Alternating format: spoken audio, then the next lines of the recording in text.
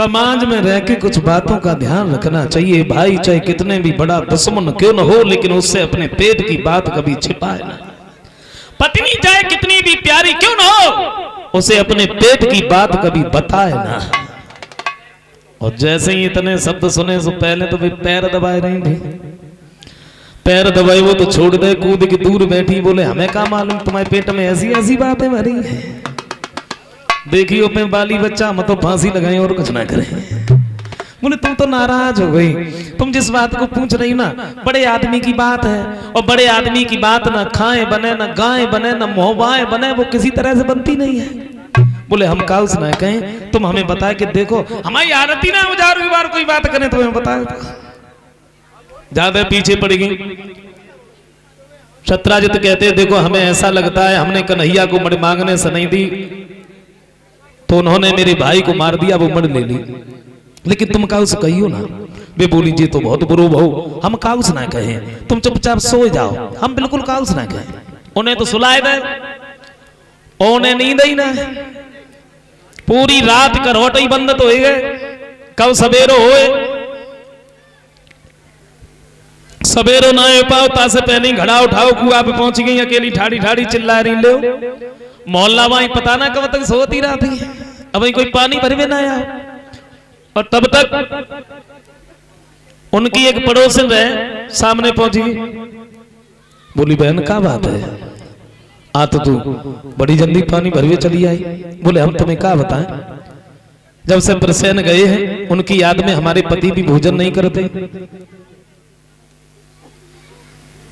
और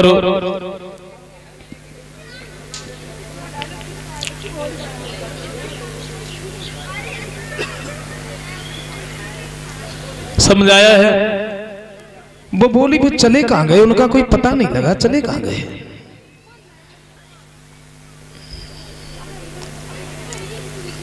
जवाब दो तुम कहो ना तो हम तुम्हें बताएं, तुमसे कि दो ऐसे पेट में लो जो कोई बात छिपाई ना जाते। बोले हम का उसने कहे, तू हमें बता। बोले कन्हैया ने मड़ के लालच में प्रसन्न का वध कर दिया, लेकिन तुम का उस मत गई। उनने घड़ा उठाओ बे अपने घर पे आई, पड़ोसन अपने घर पहुंची, घड़ा जल्दी जल्दी घर पे रखो बे अपने पड़ोसन पहुंची। बोले तो कुछ मालूम है, कन्हैया ने मड़ के लालच में प्रसन्न का वध कर दिया, लेकिन तुम का उस मत गई, हमें तुम्हें मतलब होगा है। बे अपने पड़ोसन पहुंची, कहने का मतलब मेरा यह है कि कहां सत्यराजित ने यह कहा था, ये कहा था किसी से कहना नहीं, और बात फैल गई पूरे द्वारिका में, बात फैल जाते। कहूं मोहल्ला में या गांव में बात फैलाए में हो, 50 आदमी से न कह के केवल 5 महिलाओं से कह दो बस। और अगर ज्यादा जल्दी बात फैलाए में हो, पूरी बात खत्म करके बाद में धीरे से एक बात कह दो, का उसे कहियो ना, फिर देखो। श्याम सुंदर को ये मालूम पड़ा हमें तो मड़ का कलंक लग गया, जवानों को साथ में लिया, मड़ का पता लगाने के लिए वहां से आगे बढ़ी। जंगल में पहुंचे हैं तो प्रसन्न के वस्त्र मिले, वहां से आगे शेर के कुछ निशान हैं, वहां से आगे कुछ भी नहीं है, गुफा है। तो जवानों से एक बात कही, 1 महीने तक तुम मेरा इंतजार करना। श्याम अंदर गुफा में घुस गए तो क्या देखा, बड़ा विशाल भवन बना है।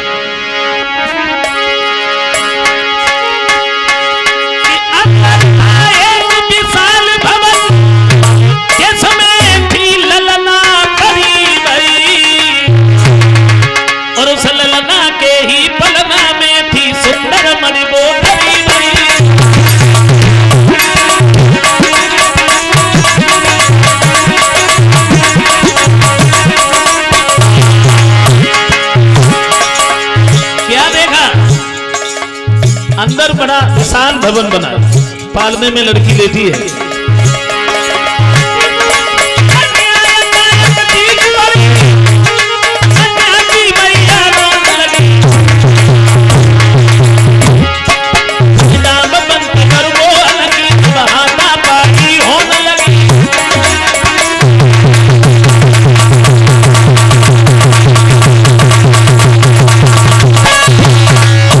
वो लड़की रोने लगी, जामवंत निकल के बाहर आए, युद्ध होने लगा और 1-2 दिन युद्ध नहीं हुआ, 27 दिन हो गए।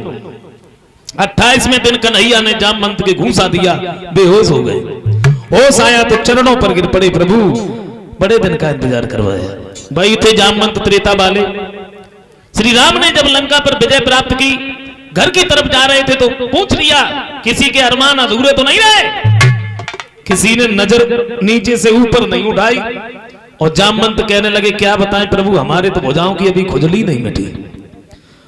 बोले अभी तो मर्यादा के बंधन में है, द्वापर में जब हम कृष्ण बनेंगे तुम्हारी भुजाओं की खुजली हमें मिटाएंगे। भाई थे जामवंत, कहते हैं बड़े दिन का इंतजार करवाया। बोले तुम्हारे पास में जो मणि है, हमें इस मणि का कलंक लगा। जामवंत तो कहते प्रभु ऐसा करो, मणि लिए जाओ और मणि वाली को भी लिए जाओ। क्या मतलब? बोले हमारे घर में जो बेटी है जामवंती, उसके साथ में आप शादी कर लो। कन्हैया ने जामवंती के साथ में शादी की, मणि और जामवंती को साथ में लिया, ये चले आए। दूसरा विवाह हुआ जामवंती के साथ। सत्यराजित के पास में उस मणि को भेज दिया और सत्यराजित ने जब ये सुना, हमारे भाई को श्याम ने नहीं मारा, शेर ने मारा, हमने तो कलंक लगा दिया, अब क्या करें? तो एक बात सोची, हमारे घर में जो बेटी है सत्यभामा, उसका जब हम विवाह कर देंगे, रिश्तेदारी जब हो जाएगी तो फिर धीरे धीरे कलंक भी झूठ जाएगा। विवाह कर दिया, मणिदान में दे दी। कन्हैया ने विवाह तो कर लिया लेकिन मणि वापस कर दी।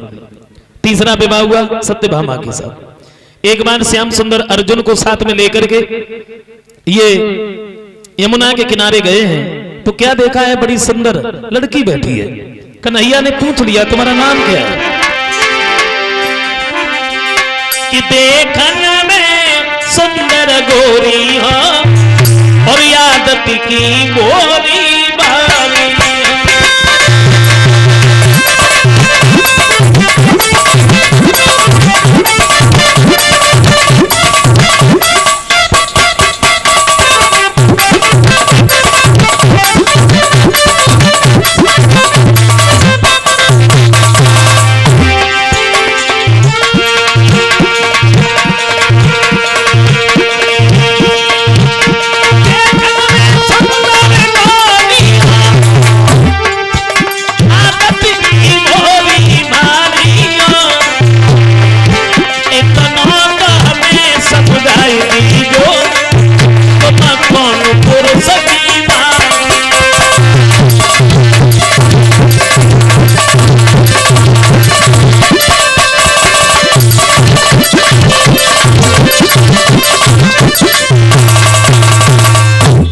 तुम्हारा नाम क्या है?